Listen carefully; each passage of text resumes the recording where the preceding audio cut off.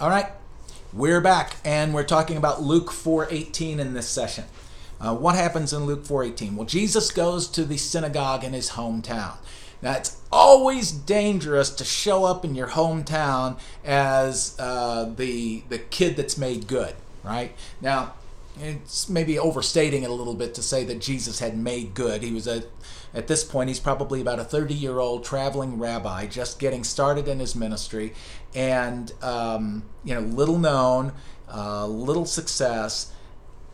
Putting ourselves in the place of those sitting in the synagogue. This is the guy that grew up in our town. We know his dad. His dad's a carpenter. He's a carpenter. He fixed my chair, and I don't think he did a very good job, and I think he overcharged me for it.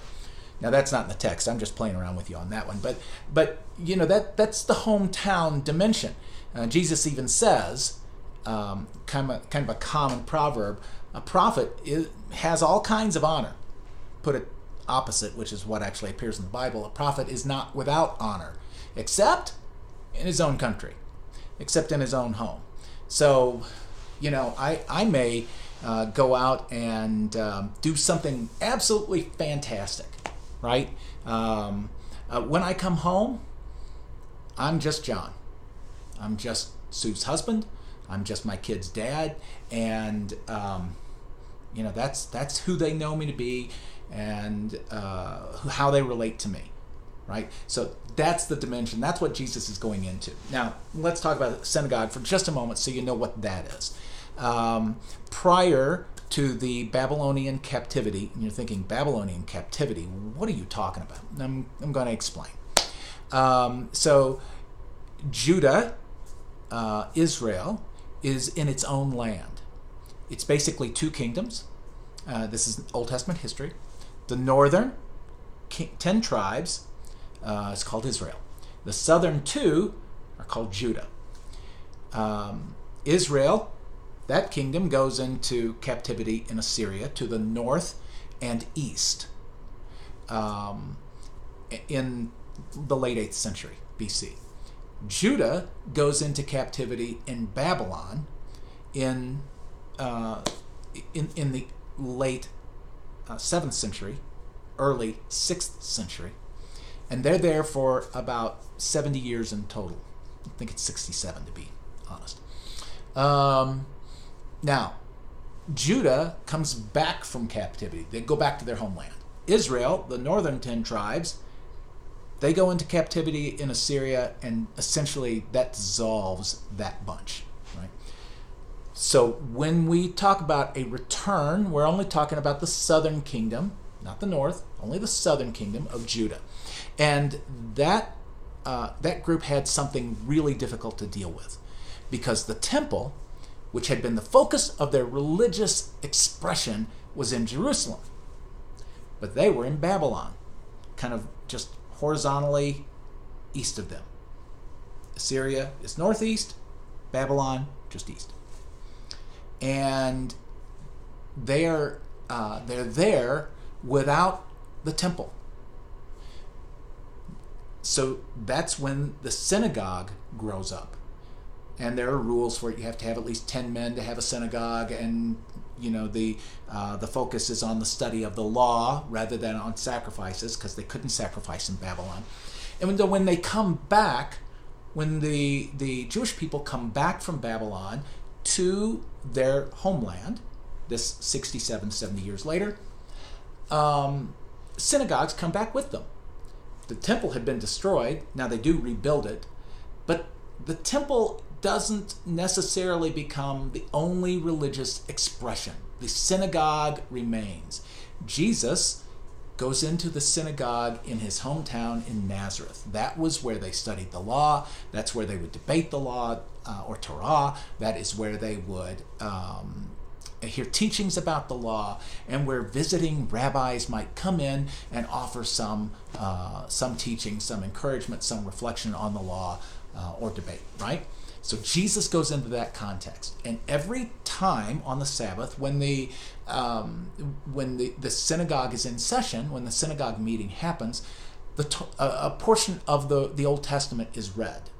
In this particular case, Jesus opens to Isaiah 61. Isaiah is one of it's the longest book in the Old Testament except for the Psalms.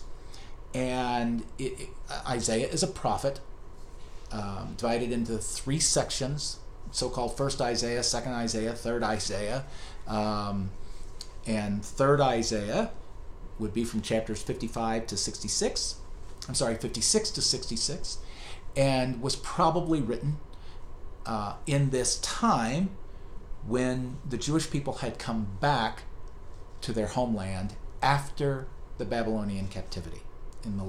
So now we're in the late 6th century, right?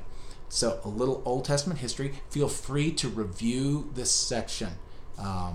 Okay, it's helpful, I think, because it helps us to understand what's going on in the New Testament.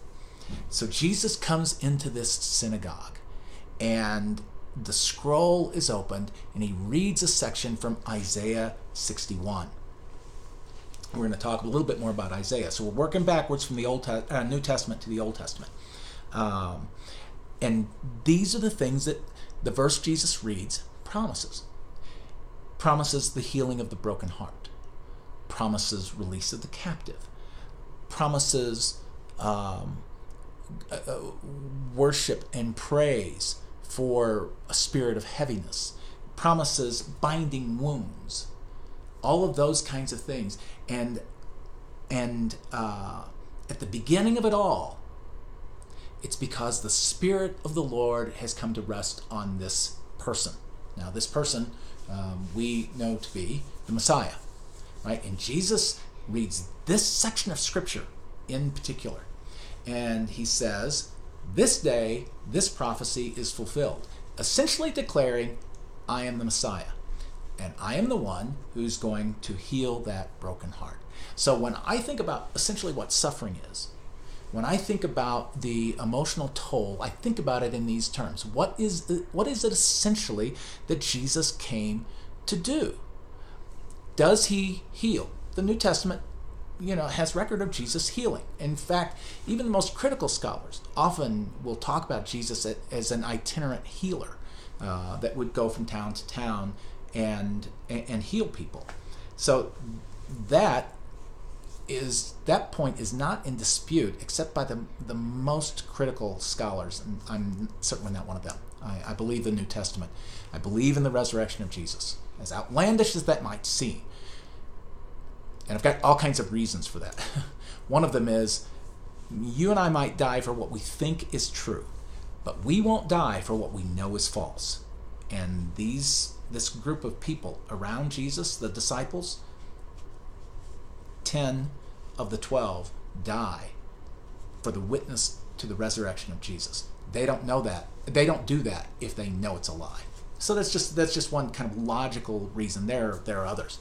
But Jesus declares that he's come to bind up this broken heart, or this woundedness. It's more than, it seems to me, in that statement and in other things that we see Jesus doing. It is more than just dealing with a leper, right? It's more than just dealing with a physical ailment, like the woman who was suffering from a hemorrhage. It is more than those things.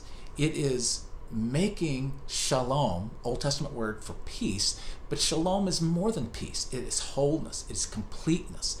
It is health, right? And so it's making shalom in that healing of the brokenhearted that I think that Jesus is focused on. And as such, I think that kind of brokenheartedness gives us a view of what the New Testament thinks about, what Jesus himself thinks about suffering to be. It is something that resonates maybe from the physical to the internal, but it's certainly something that impacts the internal as well. All right, so what are we going to do next? Isaiah 61. So if you want to check it out before I start talking about it or after, if you don't have a Bible, just Google it, Isaiah 61 verses 1 to 3, and you'll get there.